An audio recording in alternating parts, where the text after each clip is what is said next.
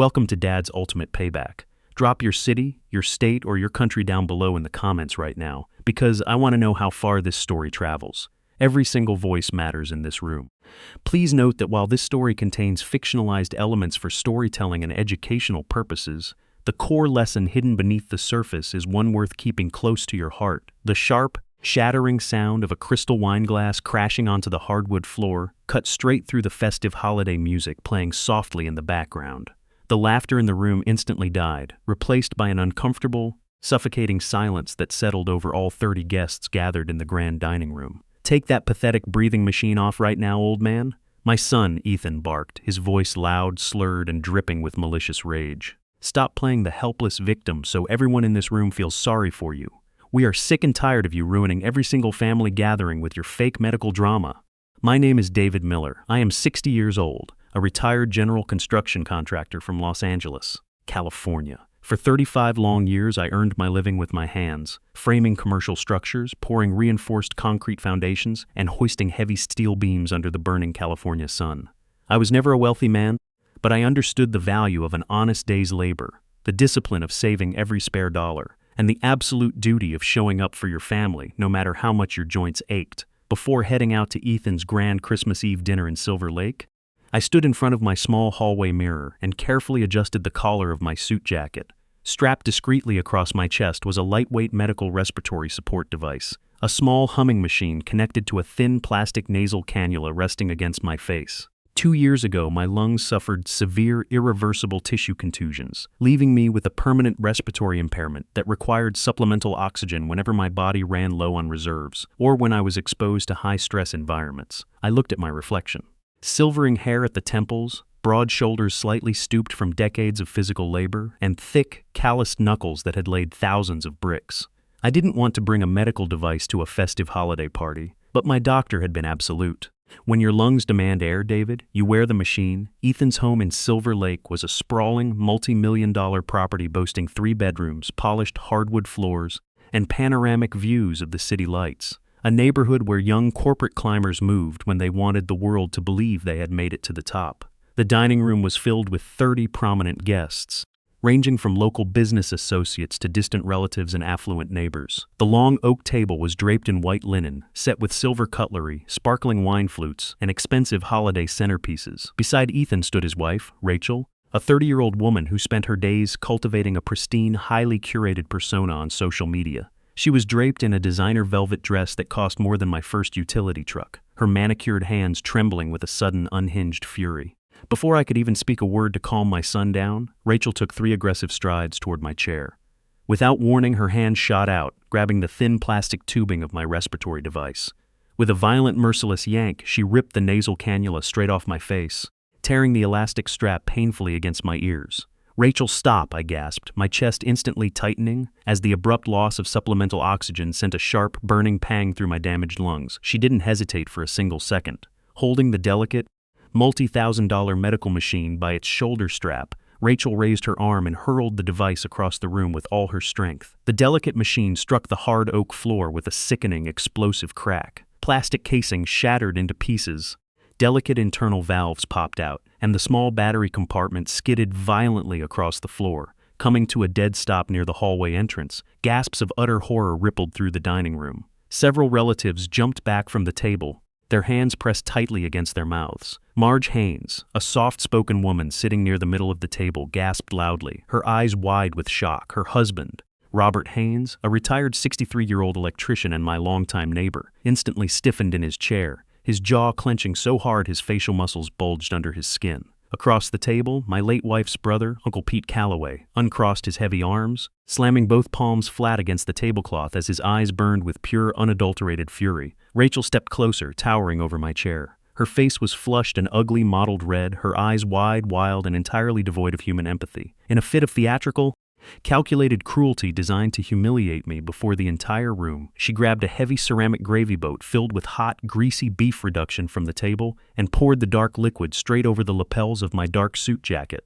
The greasy brown liquid soaked instantly into my tie and shirt, dripping down onto my trousers and pooling on the pristine floor beneath my shoes. "Get on your knees and beg," Rachel snarled, her voice climbing to a high, hysterical pitch that echoed off the high ceilings.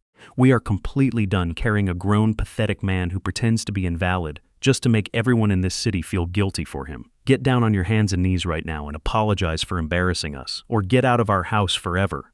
Ethan let out a loud, drunken laugh, his shoulders shaking as he swirled the scotch in his glass, completely delighted by his wife's brutal display. "Yeah, Dad, show some respect for once in your life, quitting playing the martyr." A terrifying silence descended upon the 30 guests. No one moved to pick up the shattered machine from the floor. No one offered a napkin to wipe the hot grease off my chest. To these prominent guests, I was nothing more than an inconvenient blue-collar nuisance, a sick old man whose presence tarnished the golden image of their host. My lungs burned violently as I struggled to draw a deep, clear breath of room air. My pulse hammered in my ears and my hands trembled slightly against my knees. For 21 long months, I had suffered in silence, burying my pain, paying their debts, and protecting my son's fragile pride at the expense of my own health. Every fiber of my human dignity urged me to shout, to strike the table, or to curse them for their unfathomable cruelty. But 35 years in heavy construction had taught me a lesson deeper than anger. When a structure is rotten to the core, you don't waste your energy shouting at the dry rot. You simply step back, locate the key support beam, and let gravity take its course.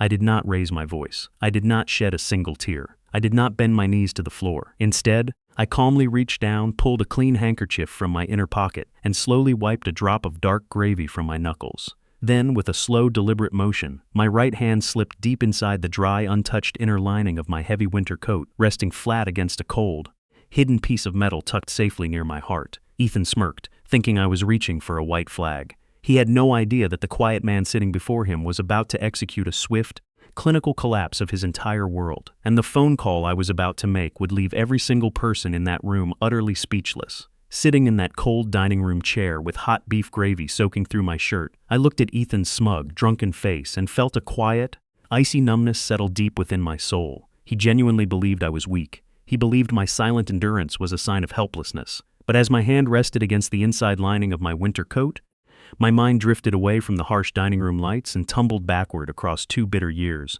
returning to the drenched black asphalt of Highway 101 on a night that changed my life forever. It was late September in 2022.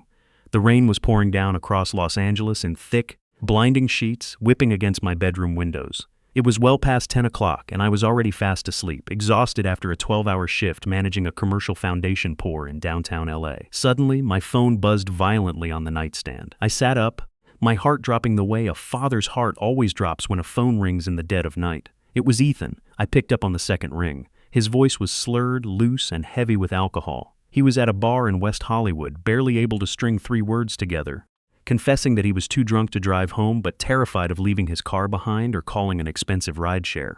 A sensible man might have told him to sleep it off in his back seat. But he was my son. I put my boots back on, grabbed my raincoat, and drove 40 miles across the storm-swept city without a second thought. When I picked him up, Ethan tumbled into my passenger seat, smelling heavily of cheap whiskey and stale beer. He muttered a half-hearted thanks before slumping against the window. 20 minutes later, as I navigated the slick, treacherous lanes of Highway 101, a drunk driver in a heavy pickup truck lost control, hydroplaned across the median barrier, and hurtled straight toward us at 60 miles per hour. In that split second before impact, paternal instinct took complete control of my hands. I didn't think about my own survival. I violently yanked the steering wheel to the left, deliberately exposing the driver's side of my sedan to take the full, crushing force of the impact so the passenger side where my son sat would remain completely untouched, the metal crushed with a sound like a bomb detonating. The driver's side door collapsed inward, shattering my ribs, puncturing my left lung, and trapping me inside a twisted cage of steel. Ethan walked away from that mangled wreckage with nothing more than a minor bruise on his shoulder. I, on the other hand, was rushed by emergency paramedics to Cedars-Sinai Medical Center, hovering on the razor's edge between life and death. I spent 4 days in intensive care with chest tubes draining my chest cavity, suffering severe, irreversible lung tissue contusions that left me permanently dependent on supplemental oxygen. When I finally regained consciousness on the 3rd morning, my vision blurred and my chest burning with agony, I looked toward the hospital room door, praying to see my son. I waited all afternoon. I waited all night. A young night nurse finally took pity on me and gently revealed the devastating truth. Ethan had come to the emergency room waiting area the night of the crash, stayed just long enough to verify that he wasn't facing any personal legal liability, and then quietly left to go home and sleep. He didn't visit my hospital bed once during my 2-week stay. It was my old friend and neighbor, Robert Haynes, who ultimately picked me up from the hospital discharge doors and drove me home. Yet, despite the deep, bleeding wound his abandonment left in my heart, I chose to forgive him. I convinced myself that he was simply traumatized by the accident. I told myself that a father's duty was to protect his child, no matter the cost. So, when Ethan married Rachel 6 months later and decided to buy a 3-bedroom colonial house in the upscale neighborhood of Silver Lake, I stepped up without hesitation. When Ethan called me, stammering that they were short on their earnest money deposit and might lose their dream home, I didn't hesitate. I wired $60,000 directly from my lifelong savings to cover their down payment. That $60,000 was only the beginning of a 21-month financial nightmare. Every single month, Ethan or Rachel would call with a fresh urgent crisis. Ethan fell 3 months behind on his luxury truck payments. I wrote a check for $3,200. Rachel maxed out her high-interest Nordstrom credit card on designer clothes. I paid off the $412 balance. I paid their property tax shortfalls, their homeowner's insurance premiums, and even covered their weekly grocery bills when their extravagant lifestyle ran their checking account dry. Over 21 months, I poured nearly $100,000 of my hard-earned retirement funds into keeping their lavish Silver Lake life afloat. And how did Rachel repay me? By turning my suffering into a viral social media campaign. Every few weeks, she would snap a photo with me, holding my arm, smiling brightly for the camera, and post it on Facebook and Instagram with sickening captions. So blessed to sacrifice our lives to take care of our sick father. Family is everything. Caregivers, family first. Her posts received hundreds of likes and praise from friends calling her a saint, while in reality, I was paying her personal credit card bills the very morning those photos were taken. They forced me to sit in the background of their fake, curated world, using my physical disability to polish their social status while leeching off my life's blood. I bore it all in silence. I swallowed my pride, paid their bills, and wore my respiratory machine without complaint, telling myself that as long as my son was secure, my sacrifice was worth it. But 3 weeks before that fateful Christmas Eve dinner, I uncovered the most terrifying, unforgivable betrayal of all. While reviewing my medical expense records for end-of-year tax filing, I discovered a discrepancy in my commercial insurance statements. Digging deeper through certified state filings, a horrifying truth came to light. 2 weeks after my catastrophic Highway 101 crash, while I was still lying unconscious in Cedars-Sinai ICU, Ethan had forged my signature on an emergency supplemental accident insurance claim tied to my union benefits. He didn't use the payout to help pay my astronomical medical bills or hire a physical therapist. Ethan had fraudulently intercepted a $100,000 lump sum disability settlement check, deposited it into a private joint account he secretly created, and spent the entire month gambling it away. Driven by toxic greed, he had poured all $100,000 into high-risk, speculative penny stocks and risky options trading on his Robinhood investment app, losing every single dime within 30 days. He hadn't just abandoned me in that hospital bed while I bled from crushed lungs. He had actively monetized my near-fatal tragedy. He took the compensation meant for my lifelong physical ruin, lied to the insurance provider, and gambled it away on a mobile phone app, all while letting me pay his mortgage out of my remaining personal savings.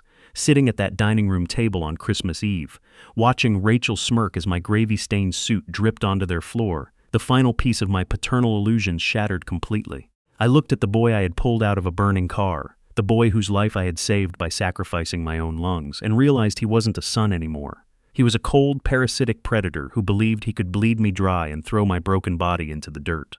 They thought I was an old, helpless victim trapped at their table.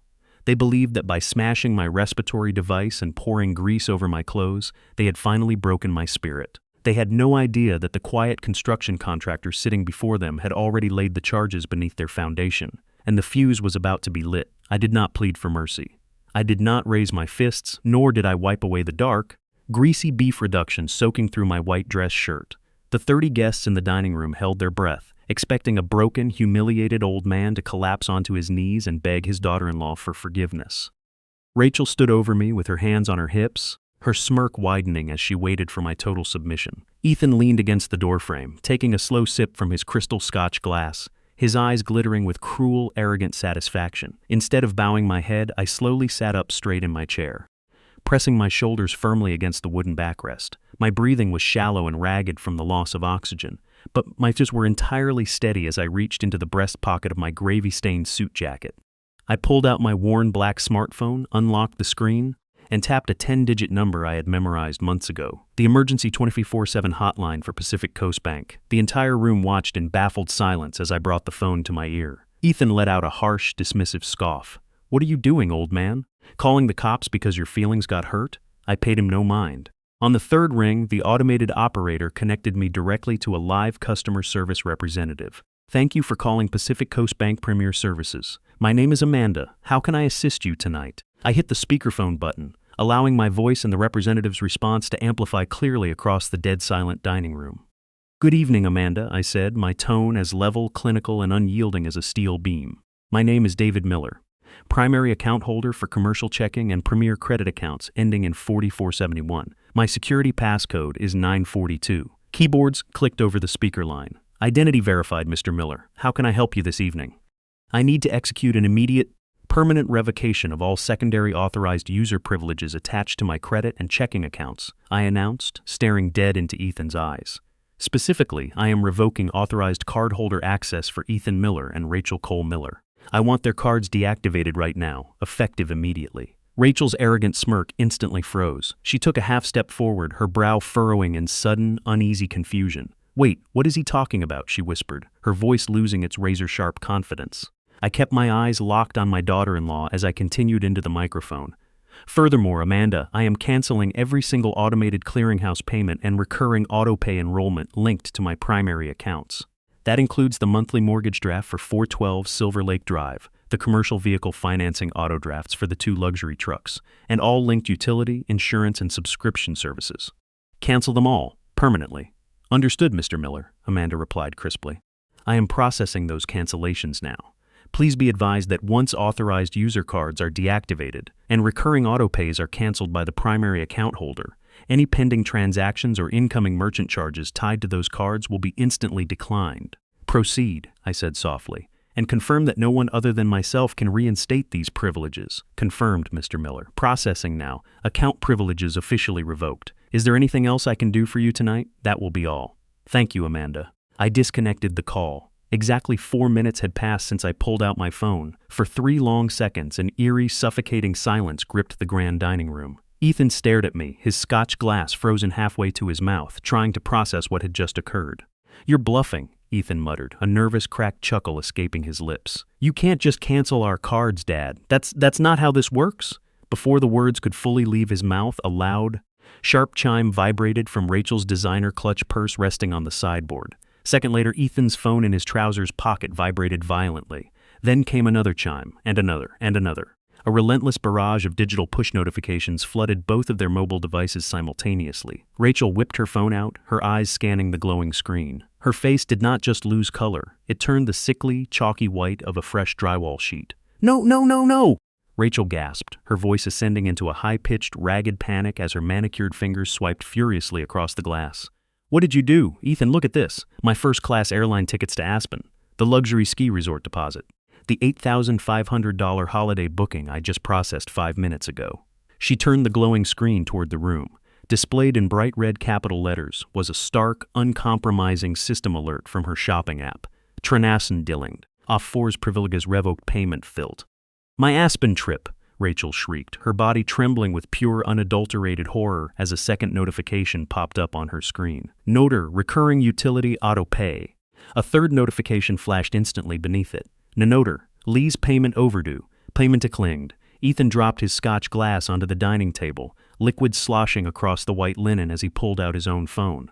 His face twitched uncontrollably as he read the avalanche of automated bank alerts flooding his notification bar. Every single credit line he had used to fund his lavish lifestyle, every safety net he had relied upon to maintain his fake Wall Street persona, had been severed in 4 short minutes. "You crazy old bastard," Ethan screamed, lunging forward with his fist raised, his face twisted into a grotesque mask of rage. "You canceled our cards in front of everyone. You ruined my credit. You ruined our trip." Before Ethan could reach my chair, my late wife's brother, Uncle Pete Calloway, stepped out from the head of the table. Standing 6'2" with the heavy, unyielding frame of a veteran electrician, Pete planted himself firmly between Ethan and me, his thick hand gripping Ethan's shoulder like an iron vise, shoving him backward. "If you are standing with a father who finally cut off the financial leeching and want to see the next layer of this arrogant empire crumble, comment the number 44 or the word bank right now down below. "Sit your ass down, Ethan," Uncle Pete growled, his deep voice rattling the crystal stemware on the table. "You lay one finger on your father, and I'll put you through that drywall myself," while Ethan stumbled backward against the sideboard.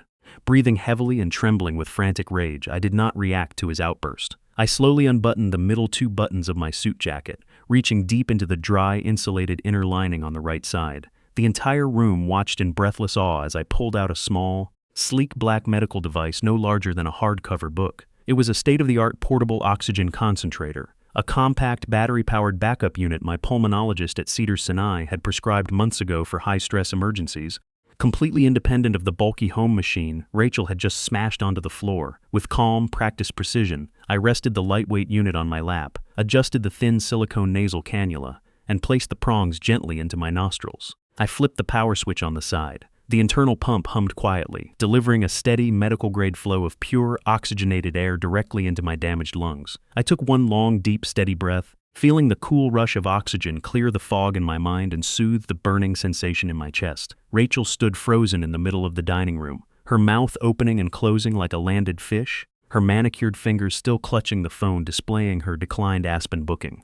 Her dramatic, cruel performance, destroying my primary machine to expose me as a fake medical fraud in front of 30 prominent guests, had completely evaporated into thin air before their very eyes. The guests stared at the sleek portable unit humming quietly on my lap, then looked at the shattered plastic debris littered across the hallway floor, and finally turned their eyes toward Rachel with utter, unbridled disgust.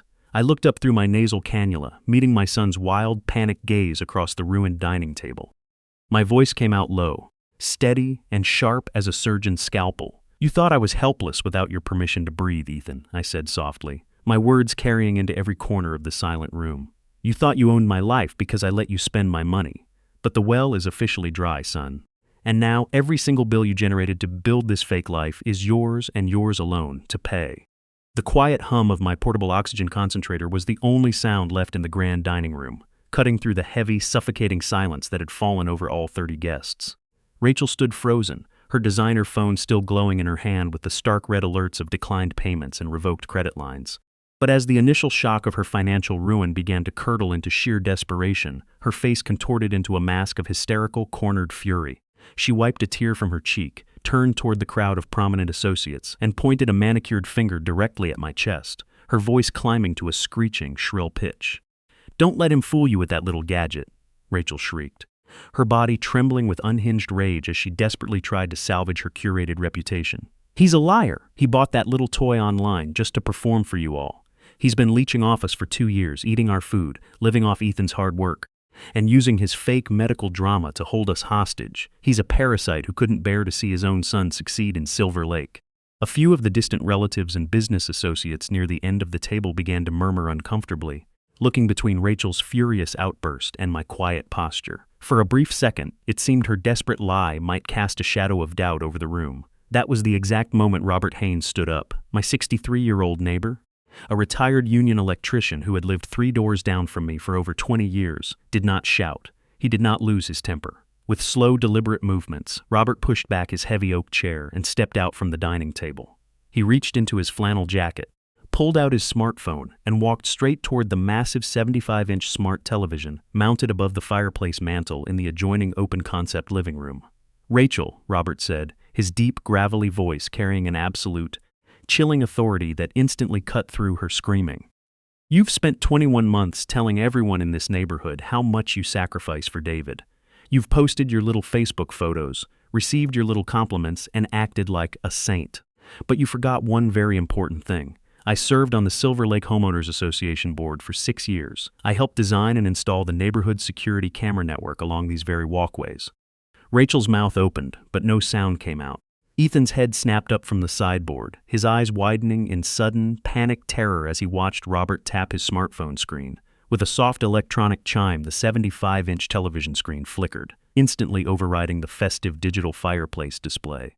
The screen connected via Bluetooth to Robert's phone, illuminating the dimly lit living room with a crisp, crystal-clear, high-definition video feed timestamped 11:47 p.m., November 28, 2024. The 30 guests in the dining room turned as one, their eyes glued to the giant screen.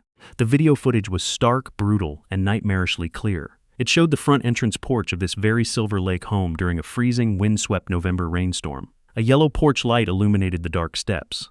Moving slowly up the concrete driveway was a solitary, stooped figure, myself. I was wearing my old, worn winter coat, my chest heaving visibly as I struggled to carry 4 heavy, overflowing bags of groceries up the steep incline. On screen, everyone watched as my knees buckled under the weight. I was forced to set the heavy grocery bags down on the freezing concrete, pressing one calloused hand flat against my chest as I gasped violently for air, my face twisted in agonizing physical pain. I had spent $240 of my own fixed pension money buying their organic groceries that night because Rachel had claimed her credit card was temporarily locked. Then, the heavy front door on the screen opened. Ethan and Rachel stepped out onto the lit porch, dressed in expensive evening wear, preparing to head out to a late-night cocktail lounge. They didn't hurry down the steps to help. They didn't reach out to take a single heavy bag from my trembling hands.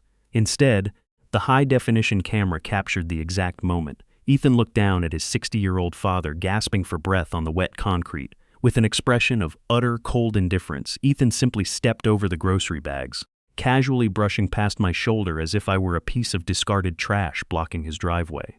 Beside him, Rachel checked her reflection in her phone screen, laughing at a text message, and stepped around my slumping body without even glancing down. The camera recorded them getting into their luxury vehicle and driving away into the night, leaving an old man with crushed lungs kneeling in the freezing rain to carry their food inside alone.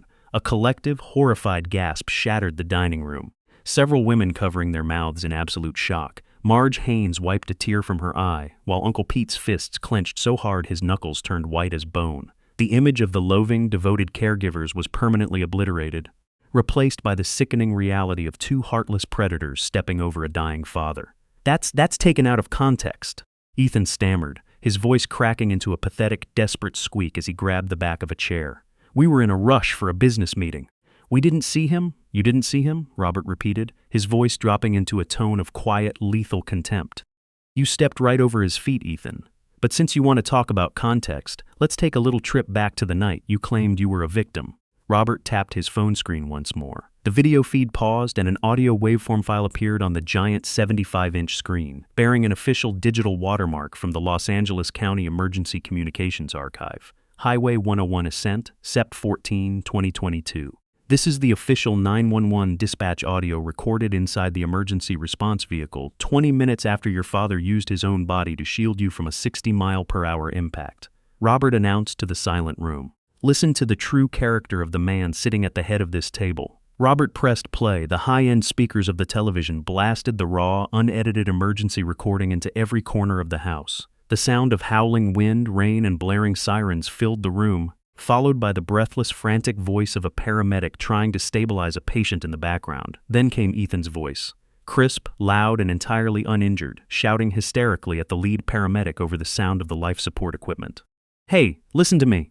Make sure you don't write my name down as the primary party on the collision report. Do you hear me?" Ethan's recorded voice screamed through the speakers, sharp and vicious. "The old man was the one driving. He's the one who lost control. It's his car and his insurance policy. I was just a passenger who had nothing to do with it. So don't you dare put my name on any liability paperwork or drag me into his medical bills. He can pay for his own mess," the paramedic's recorded voice replied in utter disbelief. "Sir, your father just took the entire driver's side impact to save your life. He has crushed ribs and a collapsed lung. He's barely breathing." To which Ethan's voice coldly snapped back. "That was his choice. Just get me a taxi out of here before the police start asking questions about who was drinking." The audio recording cut off with a sharp electronic click. The silence that followed was so absolute, so heavy, that you could hear the rain tapping softly against the double-paned living room windows. The 30 guests didn't just look at Ethan with disgust. They looked at him as if he were a monster. The prominent business associates who had praised his character hours ago shrank back in their seats, actively physically distancing themselves from the head of the table. Rachel looked as if she had been struck by lightning, her face drained of every last drop of blood, realizing that no social media post, no curated lie, and no amount of clever spin could ever erase the damning evidence of their true sociopathic nature. Ethan stood frozen beside the ruined dining table, his hands shaking violently, his jaw working soundlessly as 60 eyes stared at him in utter, unbridled revulsion.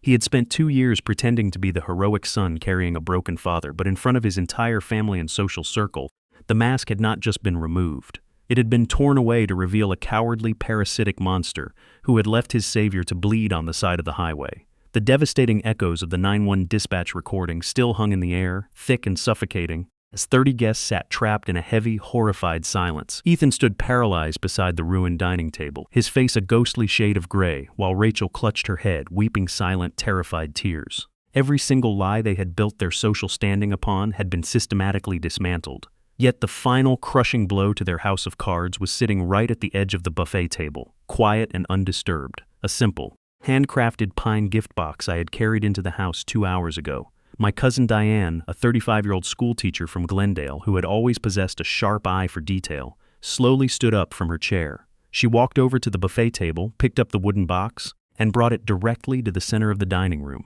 "David," Diane asked, her voice trembling slightly as she looked down at the box and then across the room at me.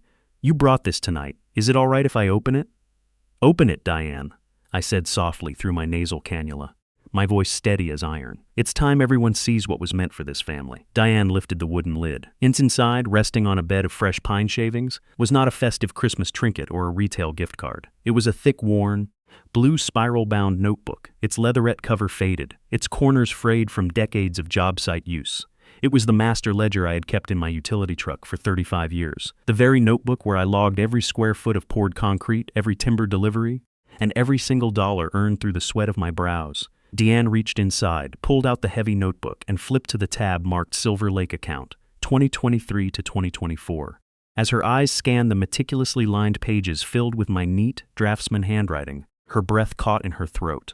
"Read it out loud, Diane," Uncle Pete Calloway ordered from the head of the table, his deep, gravelly voice booming across the silent room. "Read every single word so everyone in this house understands who really paid for the roof over their heads." Diane cleared her throat, her fingers shaking slightly as she held the notebook high under the bright chandelier lights. "March 28, 2023, Diane began to read, her voice ringing clear and crisp across the room.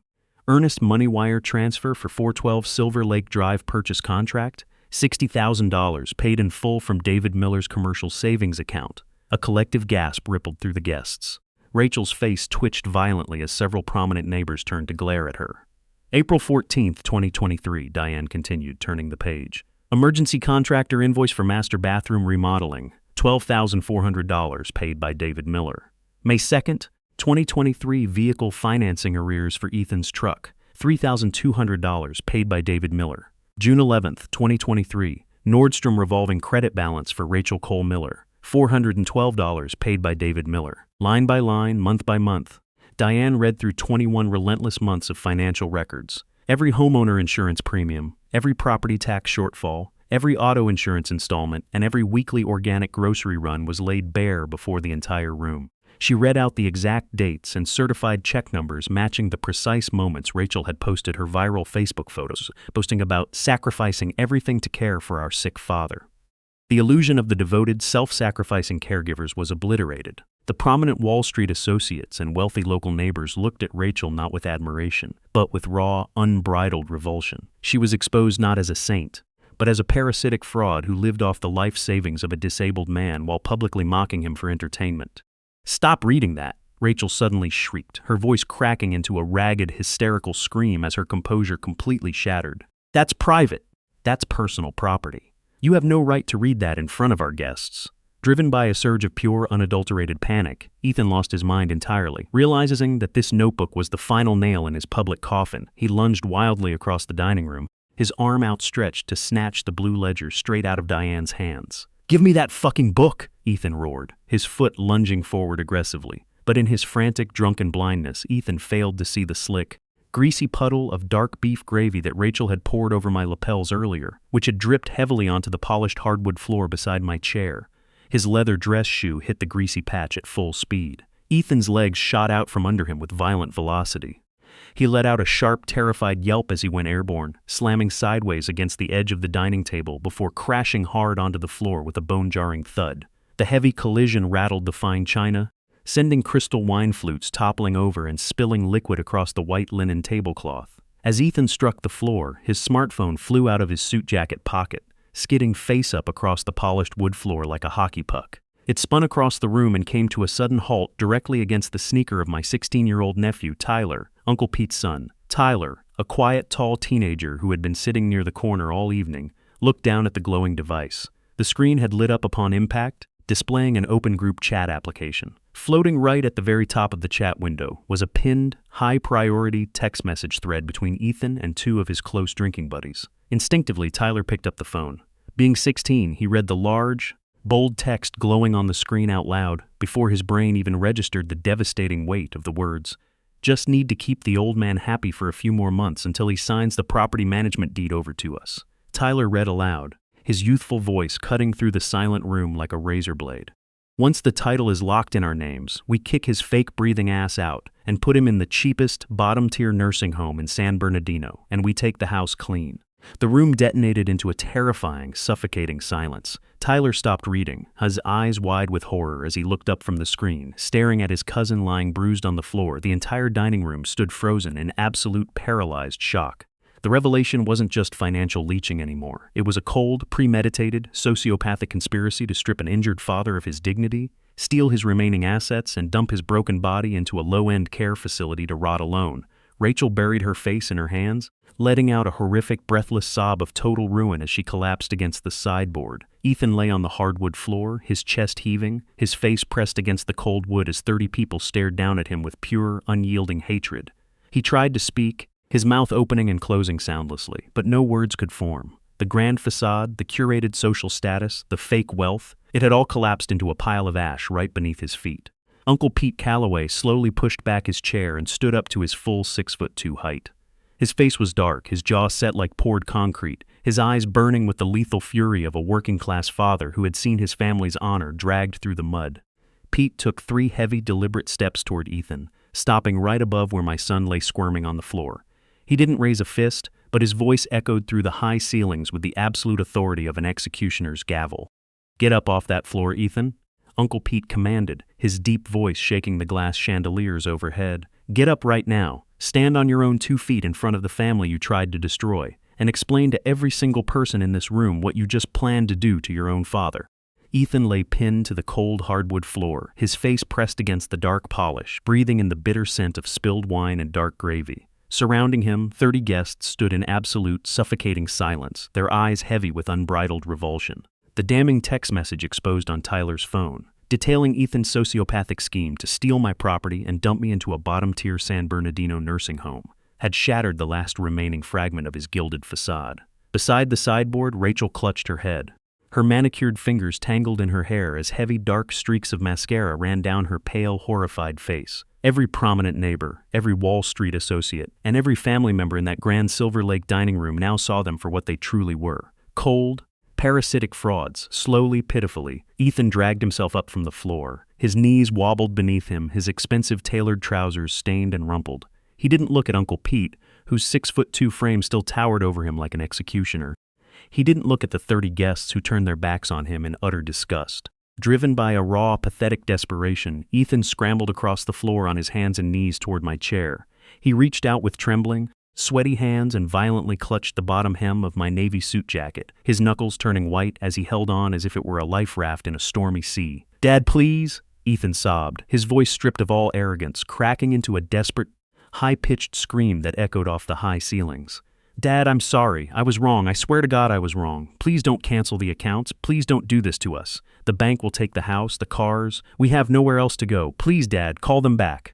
I'm your son.